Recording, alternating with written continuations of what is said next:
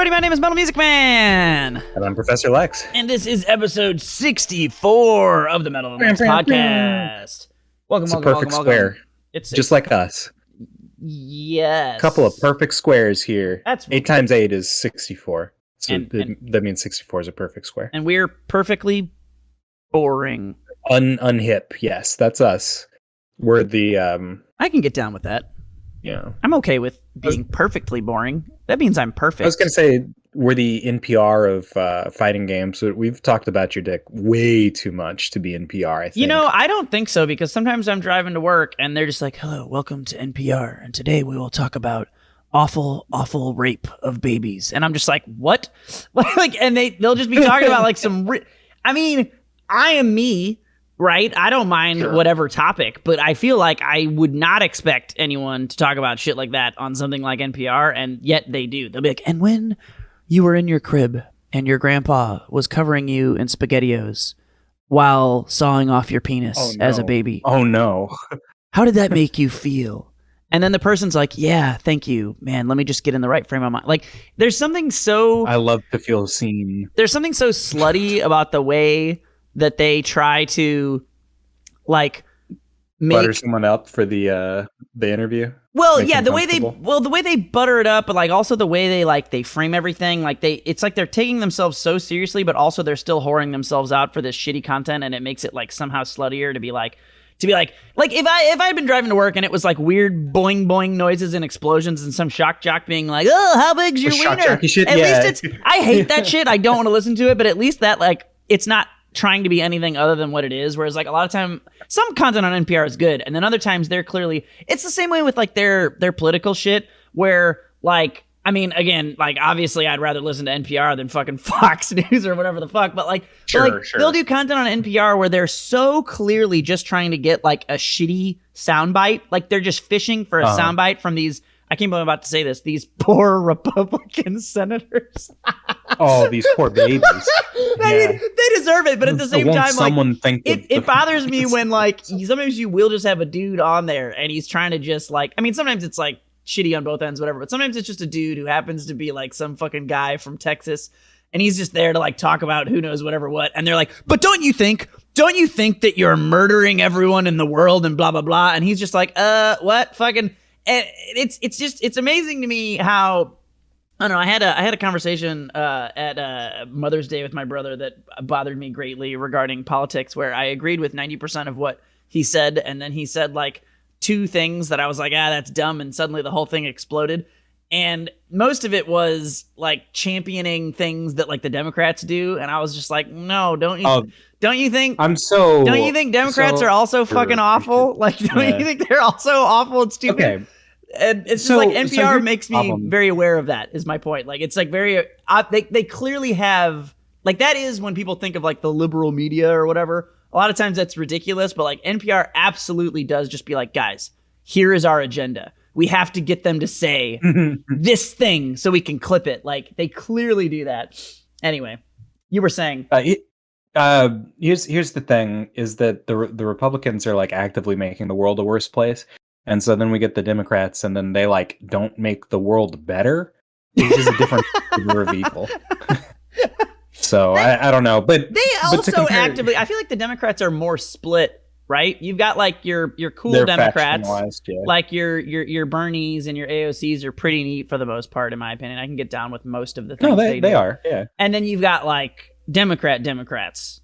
Which is to say, like Biden or Nancy Pelosi or any establishment. They sometimes do, like, okay, the thing, I hate to like just do a whole podcast where I rag on my brother, but the thing that made me annoyed was when he was doing the line where he was like, oh man, we just got to get in there and we got to fucking find a way to stop all of this filibustering.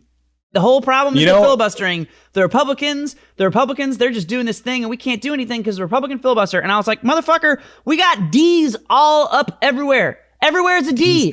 It can't be the Republicans' fault. When it was all Republicans, everybody's like, oh my God, it's all Republicans. We can't do anything because all Republicans. And I'm like, all right, that's fine.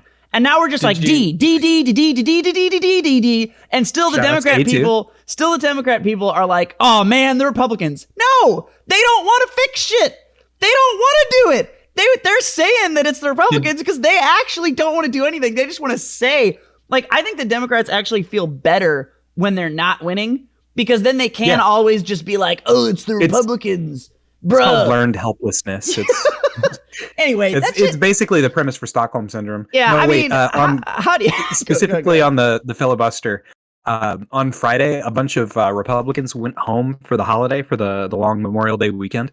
And if the Democrats wanted to, they had enough people there physically to have quorum and defeat the filibuster, take down the filibuster, because the Republicans literally couldn't vote.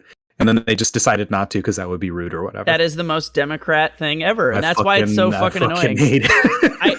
I hate to shit in your cereal, but your mic was doing the weird thing with artifacts. God damn it. Try and wiggle it. I don't know. No, not the gating. No. The gating. The artifact thing? Yeah. Okay. It's gone now. Damn it. It's gone now. Okay. I think you might have like a bad cable. We apologize for any of it. Because it's gone now. Sorry. It was there. But yeah, no, you're 100% right. And that is what like drives me fucking bonkers about that whole setup is like, I literally don't understand like how it's not even about like whether you agree, disagree with like whatever my thoughts are.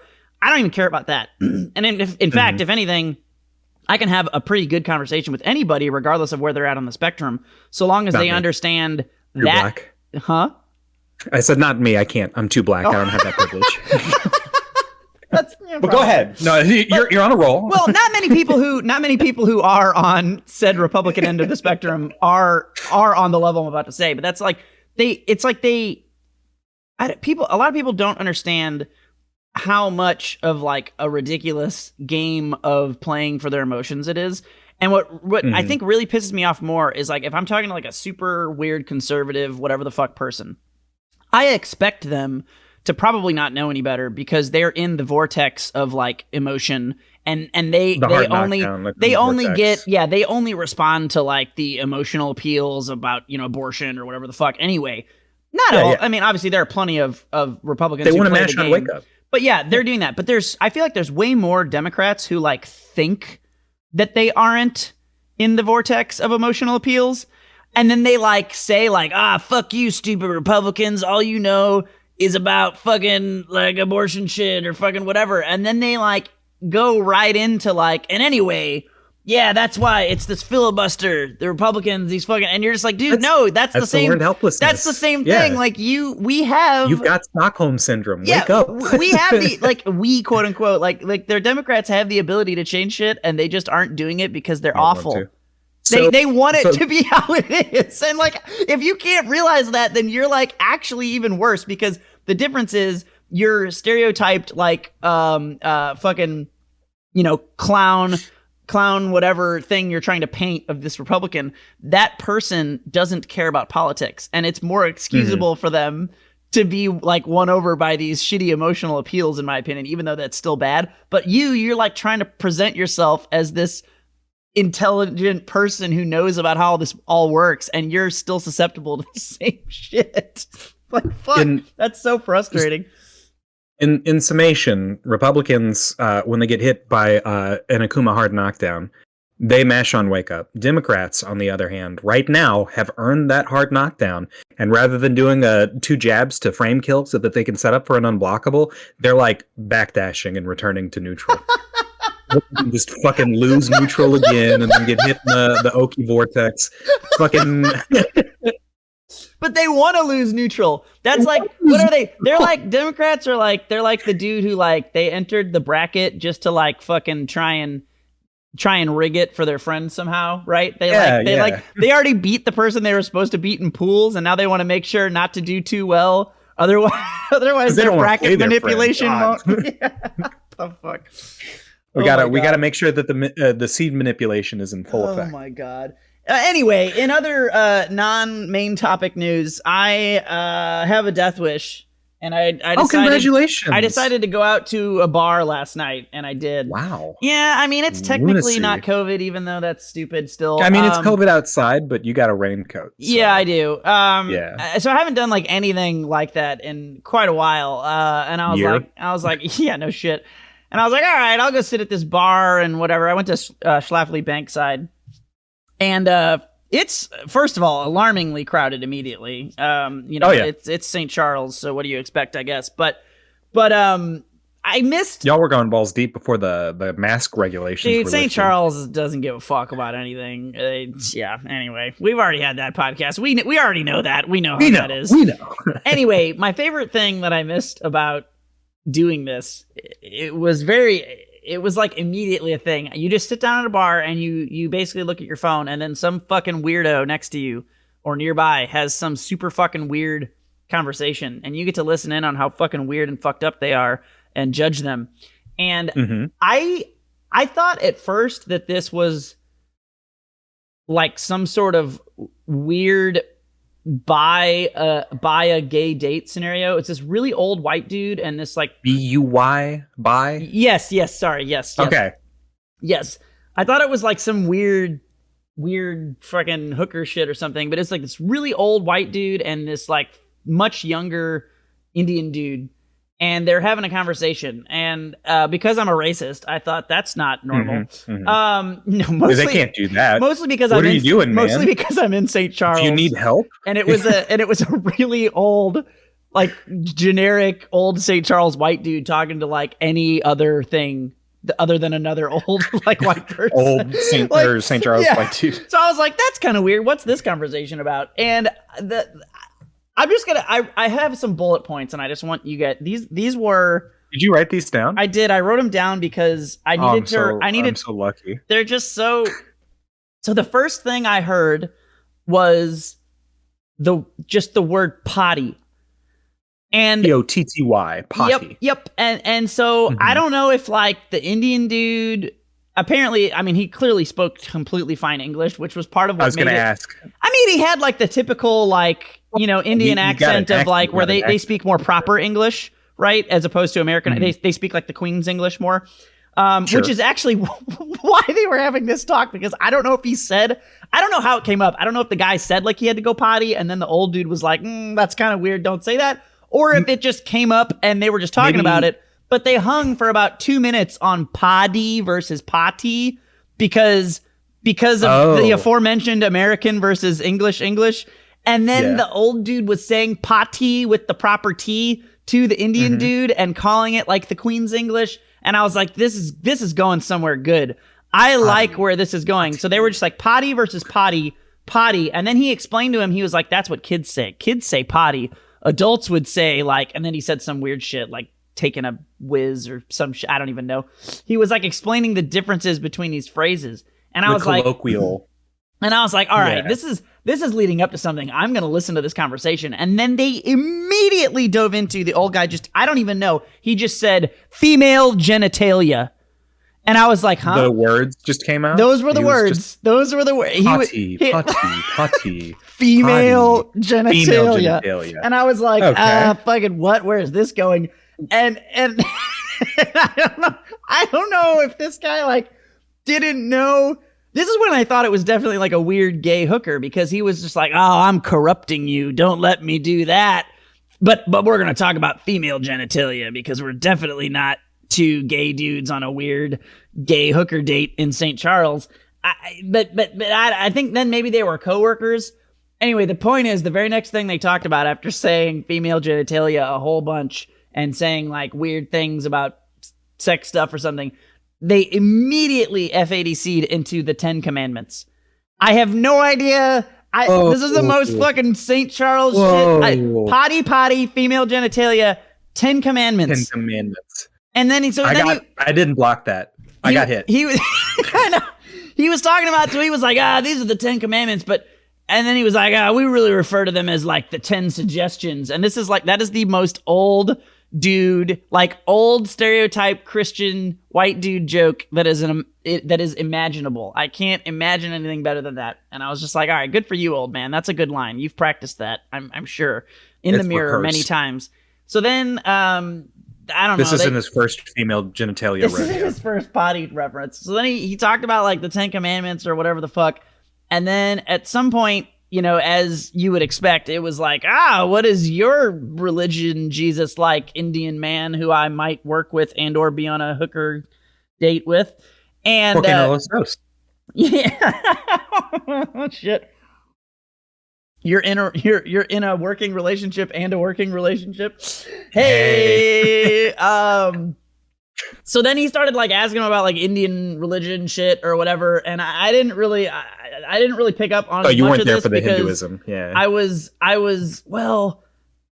my soul left my body at the point where he leaned into the guy. It's okay. Hang on. Which guy leaned into the other? Old dude is on his phone. Mm-hmm. He asked him. He's like, "What do you Indian folks do with Jesus? Are you guys like the Lord or down? Whatever, And DTP. And he's like, yeah, fucking Hinduism or some shit. And then he says that, and the old dude starts looking at his phone, and he just starts saying out loud, like the tenets of Hinduism that he like reads from some Google article.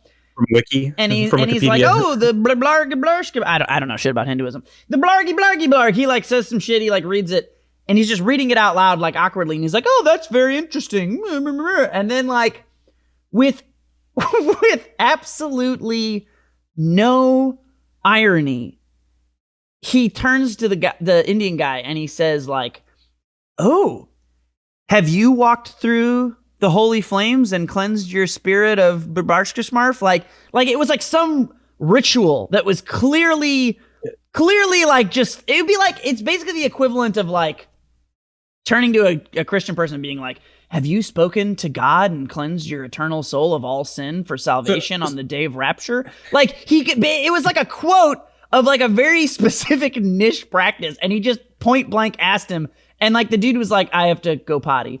And he like and he like went to was this specific practice, I need to know, is it a Christian practice or a Hindu practice? No, it's some Hindu thing where like there's some there's some holy flame of some, before? Yeah, it was there.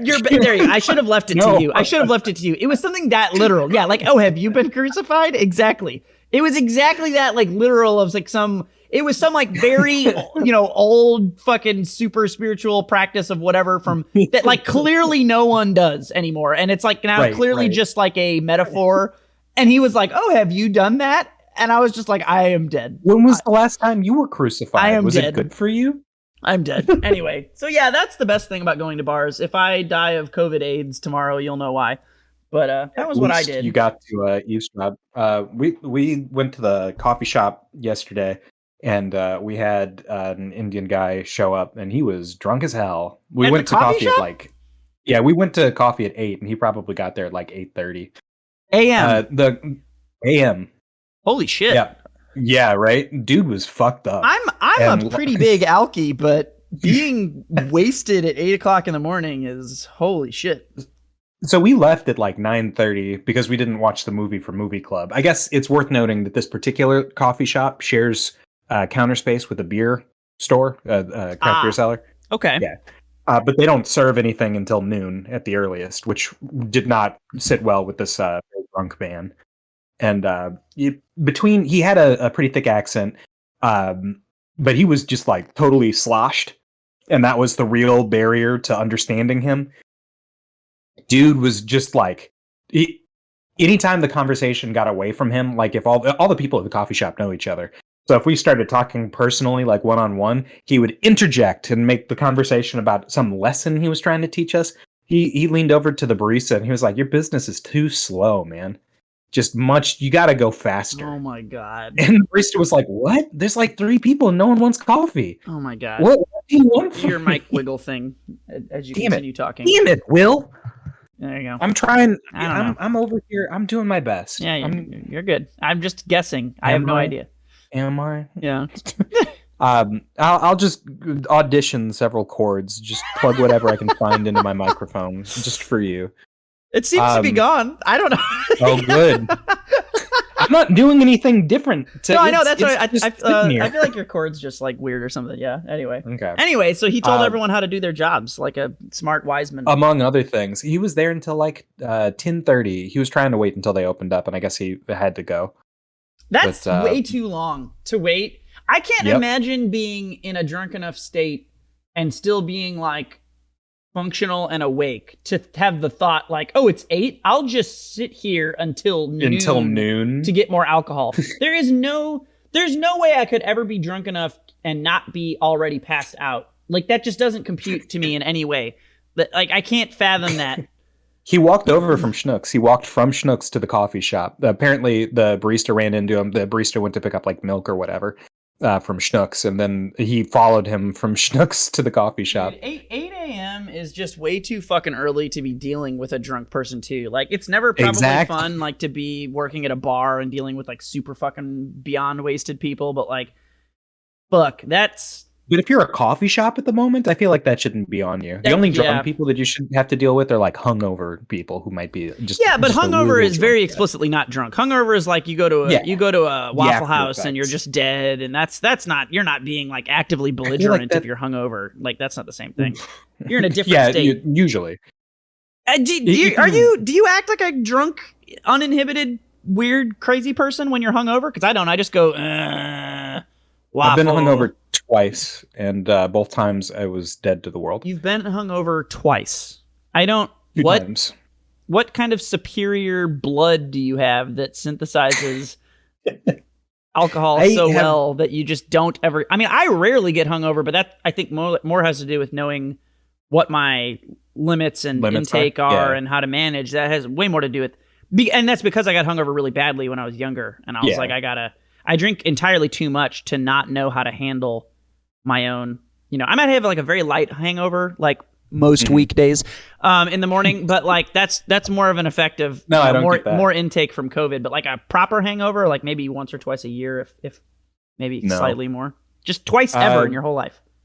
Twice, yeah. Once was when I drank a bottle of Maker's Mark. The other time, I think I'd had just like a bunch of mixed drinks or something. It's hard for me to get drunk. You just have to drink so much. And then like you're getting up to pee every 5 minutes, and then the peeing does help. Boy. The peeing, like if you pee it out and then mix it with some water, I mean that's definitely big camel man Alex over here with his I guess urine, you know what I say, alcohol, camels don't get drunk. Pee. That's a fact. Synthesis. When I got hungover, I was like, "Wow, this is awful." It is awful. Feel awful, and everyone was like, "Quiet, be quiet."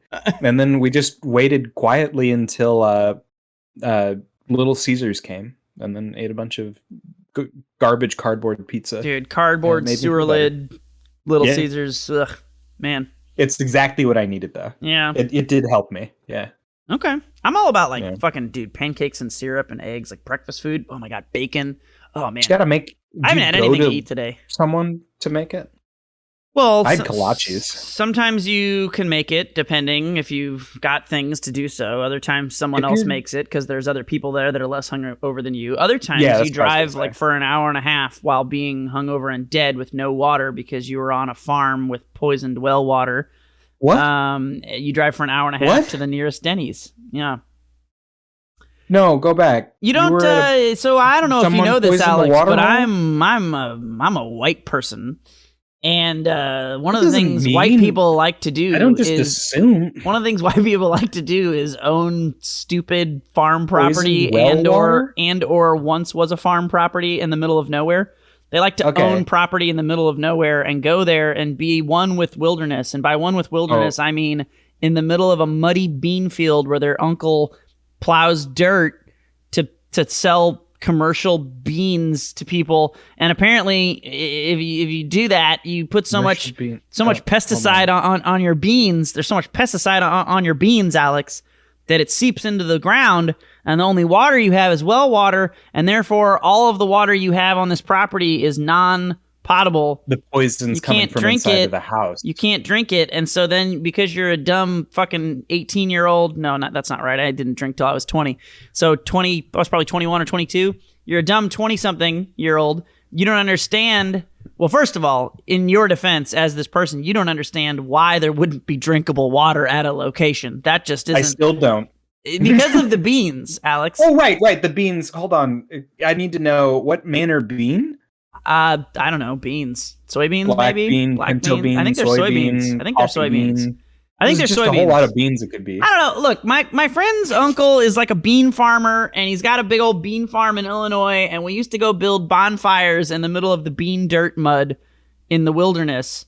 And Did you help him take stock? Inventory? No. So he's did it in a the bean off-season. farmer and a bean counter. Yeah, sure. Okay, They probably do both, I assume. Anyway, we didn't bring water. We all got really drunk, and I was like, what do you mean you can't drink the water? And he was like, if you drink that water, you're going to die. And I was like, I feel like I'm going to die now because I'm so hungover from all of the... Water. I know, but this is white people are so privileged that they like roughing it. I'm stealing this from I think it's Dave Chappelle. Somebody had, or maybe it's Chris Rock. I'm racist. Some black comedian has a whole skit about how white people like roughing it because they're fucking dumb privileged pieces of shit and they need to go like live in the wilderness, and black people don't want to do that, and that, it's very funny. Anyway, that's what I'm stealing. Someone tell me which black comedian I'm stealing that from so I can feel less racist by remembering which one it is. Anyway, there's only like 2 black comedians.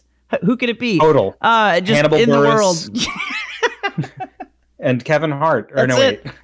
wait. That's it. You named I forgot 2. Dave Chappelle, who is not a comedian, you I named suppose. 2. My bad. That's all of them. Richard Pryor's dead. Yeah, so he doesn't count. Yeah, he's right out. Anyway, I'm stealing a skit from someone. I don't remember who. But that's real. That's a real thing because that's basically my entire like mom's side of my mom's side of the family, and like all of my high school friends are just like, let's go into the woods, and like we can't have fun unless we drive 2 hours out of the way on a dirt road. If I didn't drive down a dirt road into a place that barely has air conditioning, then I just don't understand how you could have fun. And also, we're gonna be there for 3 whole days. And if you don't want to be there for all 3 days, then we're gonna look at you like you're weird, because why wouldn't you want to do that? What do you mean you only want to come down for an afternoon? I'm like, I don't really even want to do that. We were talking about fishing the other day. You were talking about fishing. Yeah, you and I. Yeah, and how Jen wants to fish or something. So this is the place I fish. It's like my family's. It's in Bourbon, so she's Missouri. got to go for 3 days? But I was going to say this is the part that I actually enjoy. I do like fishing. I do enjoy like creek fishing. I just don't want to like sit around for like 3 days and do nothing but like talk by a fire. I just don't. At some point, I want to play a video game at some point. Oh yeah. You gotta, and phone games don't count. But that's I'm getting real specific here. But yeah, that is like my particular friend group, including like my brother and my brother's friends and my high school friends. They all have this thing where they think you're weird if you don't want to hang out for 3 days at a time. And so it's like the worst combo of like, not only are you doing all of this old campfire shit that you probably can only do for so much at a time. It's like if you say like, I'm only gonna do it for blah amount, everyone's like, they're kind of like weird because like they all hang out for like a million days at a time. You know how when you and I hang out, it gets to be like 10 p.m. and you're like, all right, I'll probably play like a few more games and I'll fuck off. And I'm like, cool. Yep. That just doesn't happen. I don't know why that is. So they just keep hanging out? Dude, they just go. It'll be like, they'll like spend the night at one of their friends' houses, and then they wake up the next morning and they like keep hanging out. Nah. And then like it becomes like a whole weekend thing. It's like, and which is, I'm not trying to like, if they're just doing that in a vacuum, that's fine. But there was this weird period of my life where I had to realize that like I just didn't want to do that anymore. Because that was what I did in high school, because I was in high school and I didn't have shit to do. And it was fun. I didn't have shit to do. So I would just, but like they keep doing that. And I'm like, no, guys. But then it becomes this weird social thing where it's like, you are apparently a weirdo because you don't want to hang out for like a million years and you have to like skirt that whole, it's a very odd social dynamic where, then there's like one of my other high school friends who is also like less a part of the core group now. He'll invite me over and we'll hang out for like an evening, and that's fine. And then like separately, it'll be like, we're all doing a thing, but so-and-so is leaving early. And they'll be like, isn't that weird, Willie? And I'm like, yeah, I'm gonna leave in I'm gonna leave in like an hour and a half, but it's totally weird. Like, not really though. Like, no. Anyway, I don't know. Social relationships are interesting things when you get older, kids. Don't grow up. Way easier to do in Persona. Don't grow up. Yeah. You just got to pick the right dialogue option. There's usually only like 3 or 4 choices, and like one of them is clearly marked the bad answer. So. I would just stick to Persona. Even for me, that was quite a diatribe. I covered like 47,000 topics from the starting point of going to a bar. Good job, me. Dude, that's how it is. So we do have a topic today, though. Oh, you were going to say things. No, go ahead. I was going to say, I was going to drop some knowledge on you. So back in 1862, the United States enacted the Homestead Act, which provided any adult citizen or intended citizen who had never borne arms against the United States government 160 acres of surveyed government land. Tell me you're reading that. You're reading that from like a quote somewhere, right? What's wrong with you? Why are you like this? What? Why can you fucking... You sound like a goddamn lawyer, Alex. How is it possible that you have that fucking verbatim memorized? Anyway, okay. I hate to cut you off, but what the fuck is wrong with you? Okay, you read it from a sheet of paper? ourdocuments.gov. Okay, thank you. Yes. Dear God. Yes. Okay. Jesus fucking Christ. Okay, but I'm off book now. Okay. My God. Effectively, the United States gave away like 2/3 of the rest of the land in the United States to anyone who was a citizen, which is to say a white dude. And very specifically, the best type of asset that you could have that would show the most appreciation, the best way to stockhold wealth in America is through property, right? Like slaves. No? Okay. So I thought that was where we were going. No. Oh, okay. So like by freeing slaves, they made it so that that's not a property that you could that would appreciate. In fact, I would go so far as to say most slaves depreciated because they had value when you purchased it. They had value when you purchased them, and then they don't have value because you can't own people because that's wrong. Yes. Yes. So home ownership actually is where the real money was at. Okay. Right? Okay. So that is what set between that and everything else. That is what set a lot of black folk back. Compared to white people, everything else being equal, and it's not, but everything else being equal, the fact that they gave a bunch of land to white folk and not to black people made a huge wealth gap. And I never considered how difficult it would be for white people to own that kind of land before until just, 10 minutes ago when you told me that you had poisoned well water. I had never considered how difficult that must have been for you growing up and having access to... I didn't, but it was difficult for my friend who had a bean farm, I guess. Who had a bean farm given to him during the Homestead Act or whatever. Oh my God. I think all joking aside though, I do think that's a thing a lot of people don't consider is like the history of like land ownership or whatever is definitely, I think that's definitely something people don't even think about. Because in my instance, to go with your joke directly, like my family did not get that land during the homestead by any means. Right? Sure, because they probably weren't hanging out in 1862. Yeah. But what actually happened, I was trying to get off this topic, but you're just keeping me on talking about weird esoteric knowledge about my family's fucking land or something. So what actually happened is like at some point in like the 60s or 70s, maybe earlier, maybe it was like the 50s. I don't remember. There's some point in the old times before I was born, the government bought all of the land from all of the people who lived in this valley area of Bourbon where this property is owned, and they were going to turn it into like another like Lake of the Ozarks. It was going to be like a whole. They were going to flood it. It's a valley. They were going to like dam it off and flood it and turn it into Lake of the Ozarks. This whole thing. So they bought up all this shit, and then decided not to do that for whatever reason, and then sold all the land back to try and like minimize their losses. And it was like super cheap or whatever, and so a bunch of people bought it back. But it's the same kind of deal because, like, what are the odds that they're gonna like go put up a sign somewhere in like Blackville, USA, to be like, "Hey, come out to rural America and buy cheap land." Like, it's the same kind of deal where we talked about the racism of real estate a couple podcasts ago and how fucking wild that is.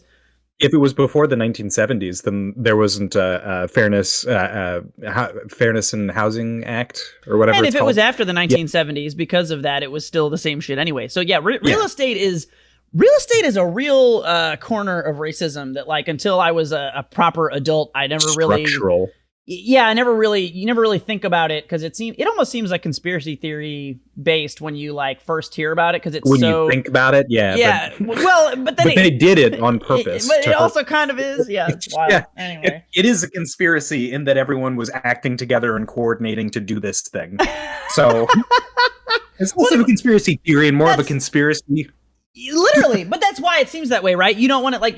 I think you're preconditioned to assume anything that is an actual proper conspiracy is actually just a wild conspiracy theory most of the time, because quite often they are. But then sometimes, you know, like fucking, you're like, I don't know, the moon landing is a thing. I don't want to hear that, or you know, jet fuel can melt steel beams. But then like you're like, but then you're like, okay, but actually it was a thing. Oh shit, that's wild.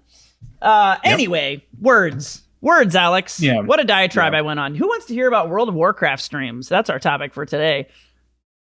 It's not just we're not just doing World of Warcraft. Please don't turn off your stream. Don't turn it off yet. Please. Don't stop listening to us yet. But so I went over to Will's day before yesterday. Yeah, that's right. And of course, it is the annual streaming of the Dungeon Gauntlet. What's the name of it?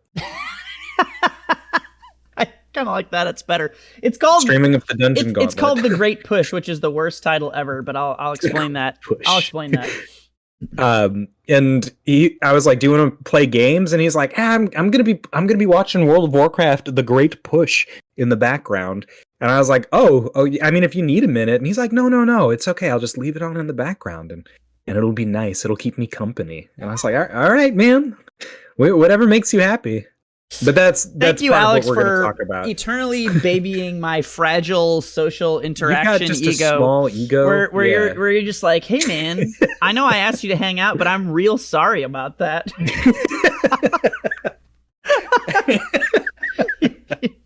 You're so supportive of my needs. I'm trying to be helpful, man. Yeah. Professor Lex, maybe the healthiest relationship I've had as a man. We'll see. Time will tell. Anyway, I can't wait to betray you. So, all right, I'm sure you will betray me, and it will be because of something I did, and then it will somehow be framed that way in my mind, and that's the story arc. Like I'm the character who has like this tragic, shitty redemption arc, and then right at the moment where you think I'm redeemed and everything's good, something happens that reinforces the shitty way that I initially was, and I hard triple down on it, and then you're like, oh my god, he's definitely, well, yeah, I do just want to be Wesley. Watch Joss Whedon's Angel, friends. What a television show. Anyway, okay. Well, we just call it Angel now. But go ahead. Are we full canceled on him just canceled because he's as a hell. douche? Canceled because he's a racist and a sexist. Whoa, when did he become a racist? What am I not up on? Discriminatory against Cyborg during the Justice League. Well, Cyborg is a real shitty character, and Justice League is a real shitty movie. That doesn't mean that you should treat him like 3/5 of a person. Okay, so you're telling me that it was a real thing, and not just that people are saying. Do you remember that because Kendra the Cyborg Vampire wasn't Slayer? good? Do I remember who? Yeah. Okay. Do you remember Kendra the Vampire Slayer from season 2 of Buffy? Yeah. Into season 1. I didn't remember her name, but she's the lady who comes in because the Slayer dies and she's not real. And right. Yeah. Kendra the Vampire Slayer, because she's from Jamaica or whatever. Cool. Do you know that they, on the spot, Joss Whedon was struck with a bolt of inspiration and decided the day of that she should be Jamaican and have a thick Jamaican accent? And the woman, who is not Jamaican, was like, why? And he's like, I'm Joss Whedon. You will do the accent I tell you to do. You're black. You're the only black character we're going to have, and you're only going to be here for a few episodes. So do the accent like I said. I'm struggling with that because while it is very stupid to suddenly decide anyone is Jamaican, did it actually happen the way you just detailed it? Because that would be awful. I'm probably paraphrasing. But I gotta read into this. I don't know. There's that shit with Charisma Carpenter and all that where he's definitely... That's fucked. Well, it's fucked, and he's a shitty power trippy like manager type or whatever, and that is shitty. But like, this is a struggle for me because I feel like there's a lot of shit that like someone being shitty in a situation or like not wielding their power in the best way is not the same thing as like being Harvey Weinstein. I just want to like. Oh, that's no, he didn't sexually assault anybody. That's what I'm saying. Like, how canceled is he really? Because I don't know anything about him being a racist until you're talking right now. I've literally never heard that before. Ever. Harvey Weinstein should. I've only heard that Joss Whedon is kind of a douche who doesn't. Yeah. So, but I mean, if what you're saying is all a thing, like that's I don't know anything about that. That's definitely worse. Joss should just not. People shouldn't talk to him. I don't think. But he's so good at doing things. But he made media that speaks to me as a person, and I don't want to think about how it was a toxic work environment that created what I love. to examine things critically, the cry of I White want to America. examine critically the work itself and not think about the conditions it was made in, because that makes me feel bad. I just want to eat a cheeseburger and not worry about how they're making no wage and cows are I know. I just want to eat yummy meat, Alex. I'm sorry. I didn't mean brain to ruin your empty and gangbang. filled with cheeseburger. God damn it. Oh my God, that reminds me. I'm thinking about making references about empty brains, and that makes me think of like fucking bimbos and himbos, and that made me think about bussies, and then that made me think about a tweet that I just read this morning, which is maybe the best tweet I've ever read. I would like. All right, hang on. I think I liked it, so I want to make sure. Yes. Are you ready? This is okay. The tweet is, this is my favorite tweet, first of all. And then it's a picture of this guy, and it says this guy's tweet. Jake Gyllenhaal didn't bottom in the mountains with no lube and a bussy full of beans just for y'all to act like he's some brand new actor.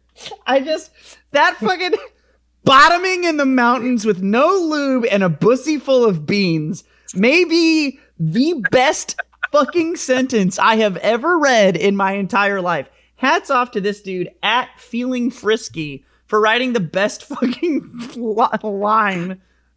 Bottoming in the mountain with no lube and a bussy full of beans. What a fucking line.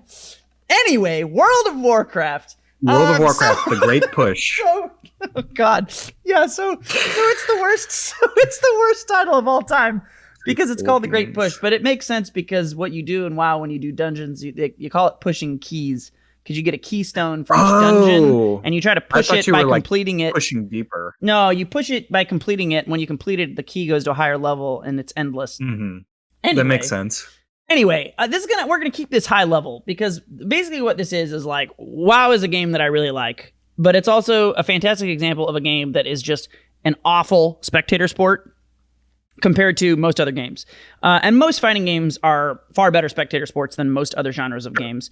But, I think you've got other things that I think are good, or like, I think shooters can be really good if they're like 1v1, like dual shooters, I think can be a really great spectator game. Overwatch is a decent spectator sport, and that's 6v6. It's decent, but I mean, anytime you get, this is why it's an example, it's still good, but like the more people you get, the more perspectives you get, it's really hard, if not literally impossible, to show multiple perspectives accurately, because if you can't see it from the first person perspective, nothing that other person's doing really comes across the same way. And so then therefore in like a dual shooter, you've only got two perspectives. And so flip-flopping between them is no big deal. There's almost nothing lost. But when you get like 6 or 5v5, holy shit. Yeah. It's just too many different perspectives. You're missing out a lot of action. You're constantly... It's hard to construct a cohesive narrative. As like a viewership from a viewership standpoint, exactly. So anyway, WoW has all of the problems that like large team shooters have, but then they're even worse because in a shooter you're not just like pointing the cursor at a thing and pulling a trigger. You're like you're a healer, you're a tank, you're a DPS. Each of you has like a completely different user interface as far as what's important and what isn't. There's multiple different classes that all have different moves. There's not really a great ability to see specific moves that are used based on the visuals alone. You'd have to like know about the class and the game. So it's just a really bad spectator sport, generally speaking. And that's, we've had the whole conversation about sometimes it doesn't matter how shitty of a spectator sport you are if you just have a really big user base, which is like your League of Legends, where it's not as bad as WoW, but it's and Dota. Yeah. Any MOBA is not they're better spectator sports than WoW, probably better than a 5v5 shooter, but like only marginally, maybe. Still really hard to track for all the same reasons. Too many different people going around, too many different abilities. But I think they're probably a little better than most of those games because you can kind of see what's going on a little better. But they're still not great. So anyway, WoW is real bad at this. But this event in particular is very interesting because it's almost like doubling down on the things that make it bad and it like getting even worse in ways, but then also kind of weirdly being good in a niche. And that's what I wanted to talk about because I think it's really interesting the way that it's awful and awfuler, but also like, I'm like, maybe there's something about this. So is there, in order to make, I'll wait. In order to make this make sense, I have to also explain to you the MDI. And so bear with me while I give you some WoW knowledge. I will try not to take too long, but basically what I care about in WoW is dungeon key pushing. And typically what I have thought is cool about it is trying to push the highest key possible, where as you go up, each time the key goes up, the monsters do more damage, the monsters have more health, and you get to a point where like as you get high enough, certain things that would be irrelevant will like one-shot you. And the game literally breaks. But that's interesting to see like how far can you push beyond the breaking point that was like not even intended, right? But what's happened in the last few years is they've focused on a format they call the MDI, the Mythic Dungeon Invitational, which specifically only allows certain levels of keys. And so arbitrary key numbers, the average normal human in the world does like the highest they would usually ever go is like a 15, and only like a 15 is like your silver to gold rating for like a fighting game, where it's like people who are decent and know what they're doing, but like no one that you would really consider particularly good. Like a 15 key is about where like the average, not the average player, the average semi-competitive player tops out. The average player can't even do a 15 because people who play WoW are fucking awful and everybody's in bronze, just like every other game, right? So the average player does about a 15. So then like the highest keys in the world are like 29 or 30. And that's like your top 1%. So key pushing would normally be like 25s and shit, which is where this great push is. But what a lot of people hate is that this MDI format, which is what they've actually been doing for the last year and a half, is locked at an 18. And then the meta becomes how fast can you do the 18, because an 18 isn't really challenging for the people who are doing this. So it becomes like a speedrunning thing. And so they're trying to do it a lot differently. And it's weird because this is the context where this becomes different.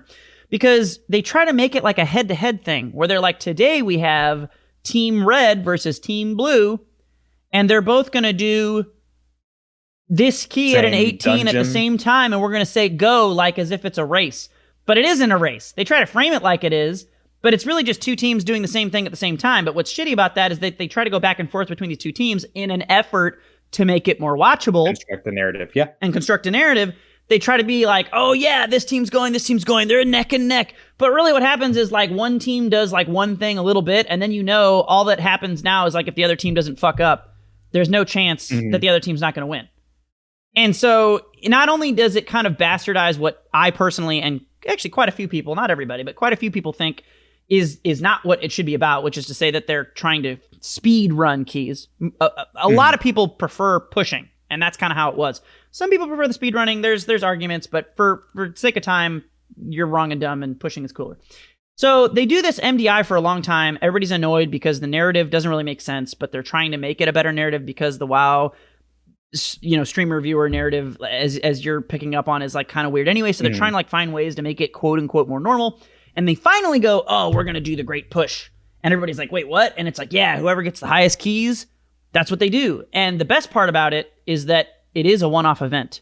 And so the worst part about this MDI thing is that it caters to sponsored teams, because you can only do the MDI. They do an MDI like every month, if not even more than that. And so you're constantly doing multiple ones every year, which is bad, A, because it just becomes boring because they're doing the same shit over and over again.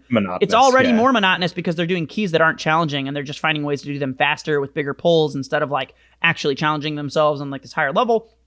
And then it's also monotonous because it's always the same teams, because only the like professional teams can afford to do this, because you're putting so much time in. There's no way you could actually compete if you don't have a job, because there's just too many events and too many points to gather, right? Because it's like a circuit, and that's shitty. Yeah. So the Great Push is awesome because all they did was be like, hey, one time now, whoever gets the highest shit, do it. And so you have like, obviously there's the big teams, but then there's like these smaller teams who are good at pushing and they just push and play the video game. They're able to compete because it's a one-off event. And they're like, hey, we're going to go against the big dogs, just like your grassroots fighting game events. In that regard, it's really fucking cool. But then when they go to show the event, they do this weird thing, and this is the meat of what I've been trying to get to now that everybody has this context. The way they display it is so bad, but also kind of good, but also kind of weird. So the whole stream is just a quad view. There's 8 teams, and it's just a shifting view of the 8 teams where they show literally 4 at a time and almost never zoom in. And so when you're watching it, it's like if you were watching 4 Street Fighter matches at once.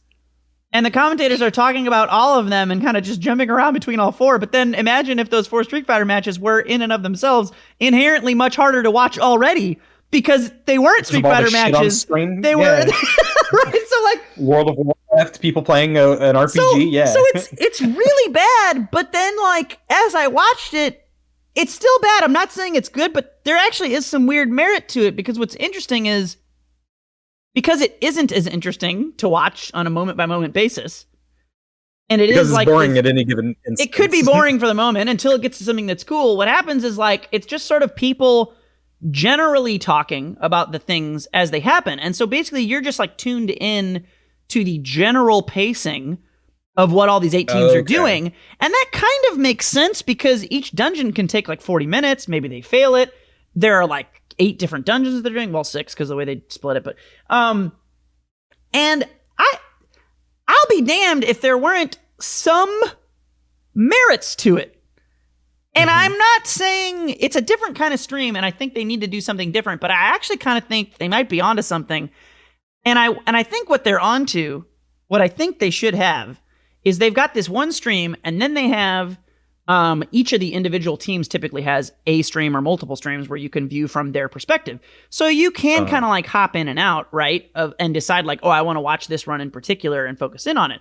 But the problem is when you do that, then you don't have any commentators, and they're not talking that much because they're really focusing.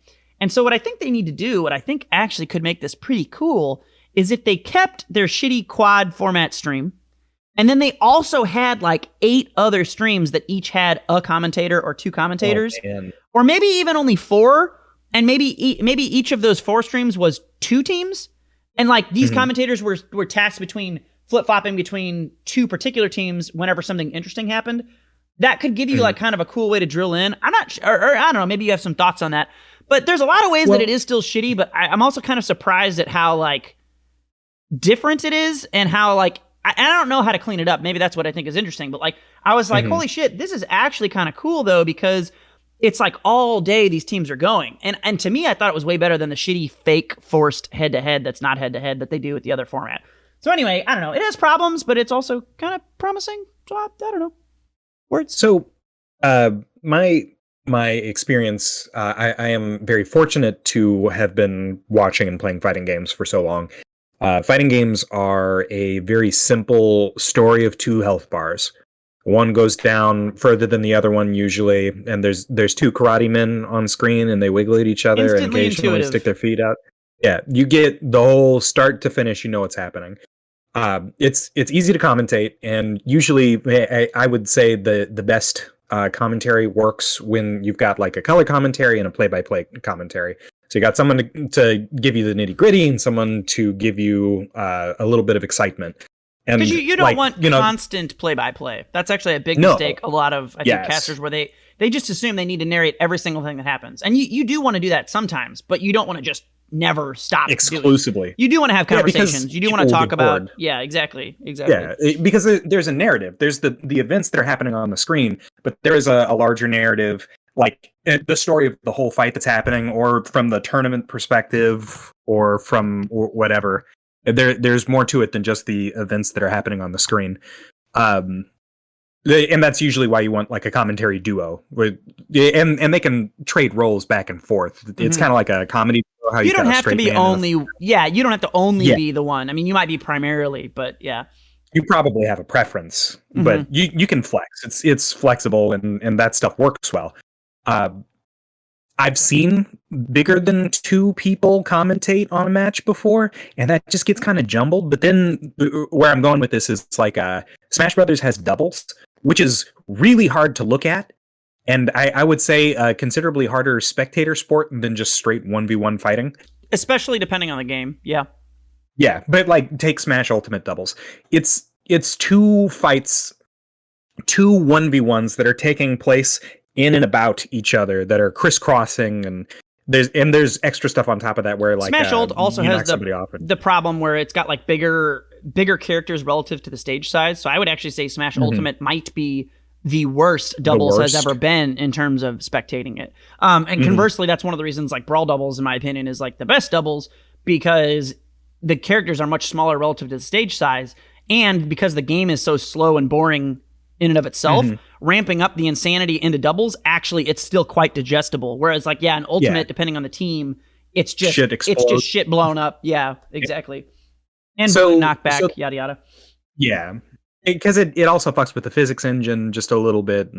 Anyway, That is harder and almost impossible to give a cohesive narration to. You can still watch the lives, the stocks go down and vanish. You can see percents Information go up. overload. So there's that's basically what we're getting to. But then you get to like Overwatch 6v6. Too many characters on screen to follow and try and form a cohesive narrative. What happens from a top-down perspective is that the two teams ram against each other, and then one of them lives, and the dead one comes back, and that happens again and again. And you can sort of guess based on who's got super meter at the time, who would be the most exciting to watch. And I think that's still effective, but not good. Not like a 1v1 Street Fighter match or whatever it is. Then you get WoW, and honestly, I can't think of a different way than to break it down into its component parts and make comments on each of the individual components. But that's a logistical nightmare. How can you justify that many commentators, that many stream setups? I think there's a lot of it that doesn't need to be broken down as much as you probably think, because I would compare that to saying like you need to say every time somebody jabs into a medium kick into a fireball, you need to like be telling people that's what happens in Street Fighter. Like there is a lot you can gloss over where you don't need those details, but I think mostly it's I think it's twofold. Yeah, I think the biggest issue is just that the amount of people, which then you're super accurate with your comparison to like Overwatch or whatever. Yep. But then in addition to that, and this is just a problem of WoW's overall game design, as far as how it relates to being spectated, is like there are so many moves that each character has, and there's so much visual noise, and the pacing of it is such that like a lot of times you can't tell, because you've got 5 different people doing giant explosion attacks or whatever. You can't really pick one out very easily if you don't exactly know what you're looking for.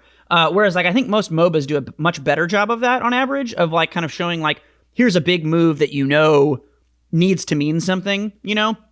Whereas like in WoW, like say like a healer does like a big healing cooldown, you don't notice a lot of them. Some you do. There's like some that I think are well done. Like there's Shaman have this thing called Spirit Link Totem where it puts like a big green circle on the ground and it merges everybody's health as so it's like you're all one big flesh golem as long as you're in this big green circle. That's like really easy to see, and that's like one of the better ones. But then there's other ones like where paladins activate wings, and like it's like Avenging Wrath, they call it. They get like big golden wings and they glow. And yeah, the paladin gets big and glowy, but it's just like one dude, and he might be like off back in the corner healing from far away, and you wouldn't even know it unless you know you happen to see him over there. But like or whatever. So like there's a lot of abilities where that's all a problem with WoW, and I don't know that you can ever fully solve that without redesigning the game, which is fine. But I do think within like that weird shitty viewer spectator thing, I think they actually I don't know. I think we might have stumbled upon like a decent way to kind of do this narrative, because it's like they are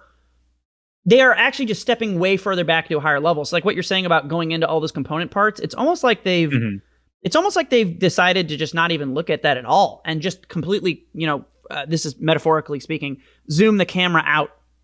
Yeah. And just be like, hey, there's 8 teams. This team is currently failing, and they've restarted this dungeon 3 times.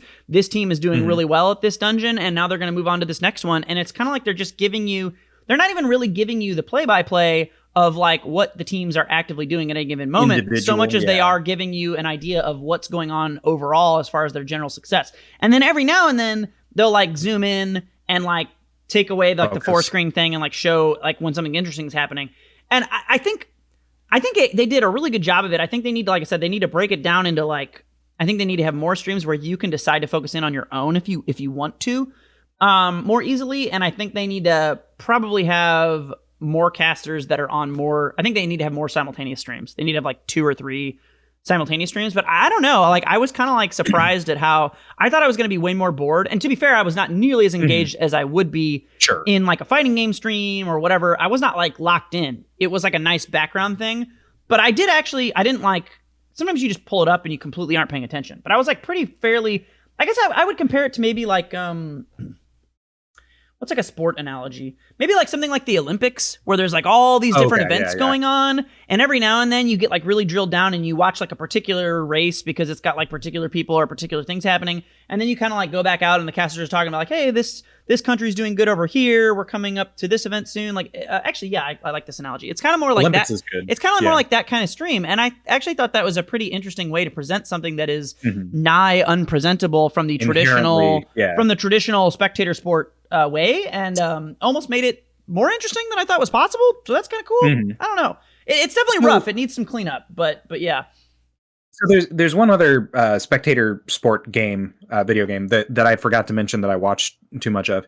Have you ever watched like the Star Leagues, the StarCraft Brood War Star Leagues? I have watched competitive StarCraft. I don't know what league it ever was, and I didn't pay very close attention, but I have seen competitive StarCraft videos and VODs, yeah. So part of the appeal of StarCraft is that you can start a war on several different fronts, and that forces the opponent to manage several different wars at the same time, in addition to mining the resources. Multitasking. Yeah. But in a broadcast production sense, that is difficult for the commentators to keep track of because they have to watch all of the different wars and try and piece together a cohesive narrative that tells the story of. They have to know what the player's doing to be able to even say what's happening. So what they do is they've actually got like 3 or 4 spectators in the match who look for like key things, as well as keep an eye on the mineral and Vespene geyser count over the whole thing. Is that a thing that is vaguely doable in WoW, or that would have any merit? No, like I think it is. Chart when the cooldowns happen. Yeah, well, I mean, so you wouldn't need to be that.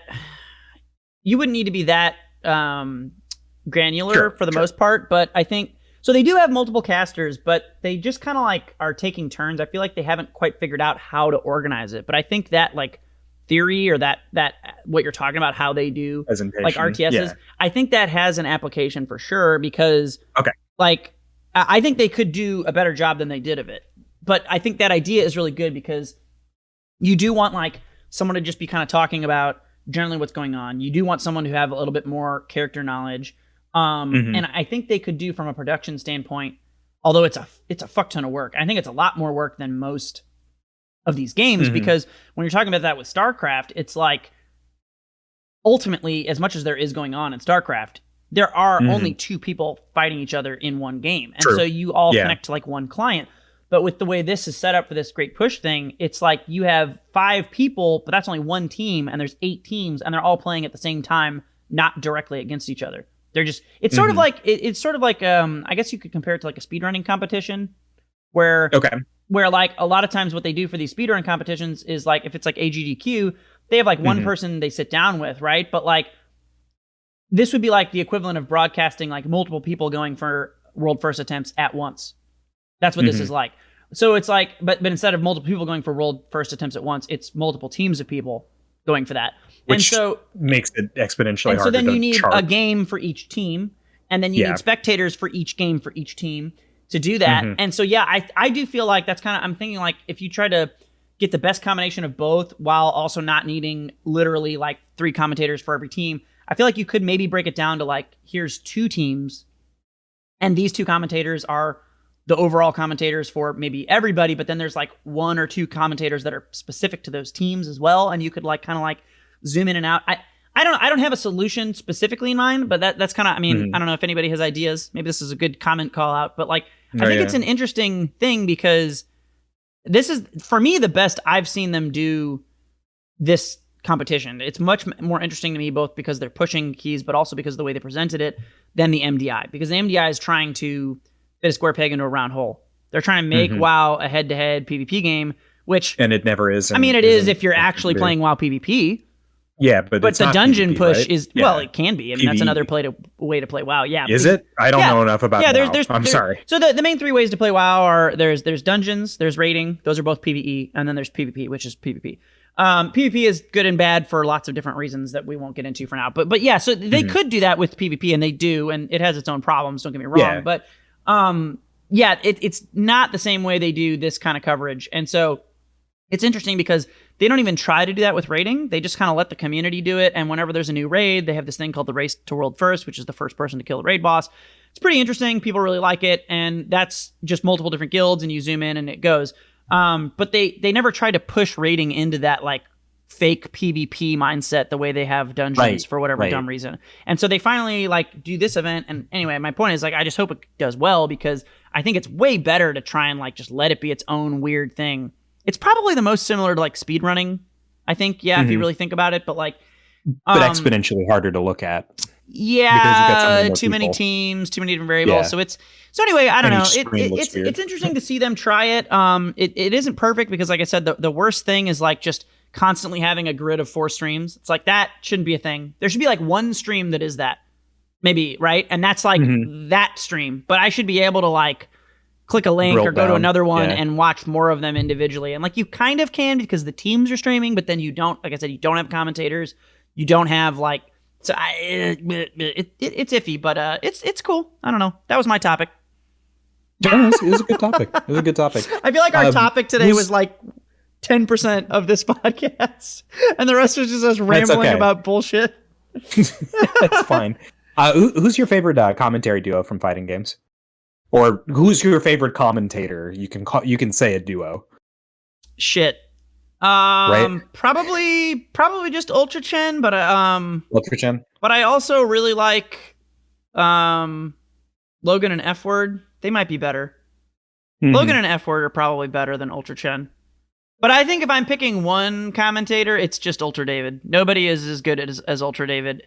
He's so good at so many different games. He manages to be like knowledgeable and informative and not boring. He's really he's capable of being like pretty professional, but also getting like kind of quote unquote FGC depending on the event.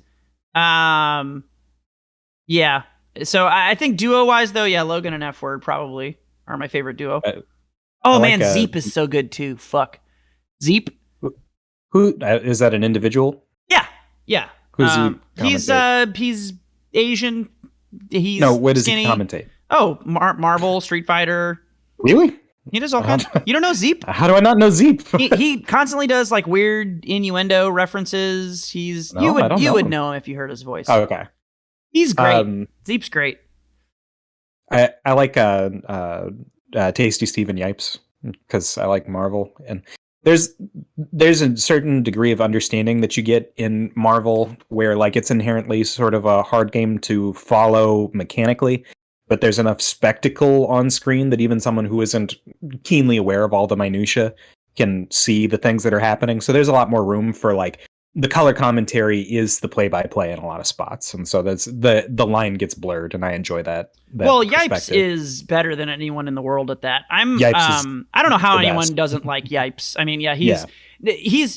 I think the reason he is such a good Marvel commentator is exactly what you just said, where blurring the line between play-by-play and color and narrative and all that, at which you have to because you can't play-by-play Marvel or any game like Marvel very well. You could, but you'd have to pause it. Overload. Yeah, exactly. Yeah. So he's really good at that. I don't dislike Tasty Steve, but I've never been like a super huge fan of him. Honestly, he's funny to me. I think he's funny. I think he's good support too. I think that's his greatest strength. I think he has to be support.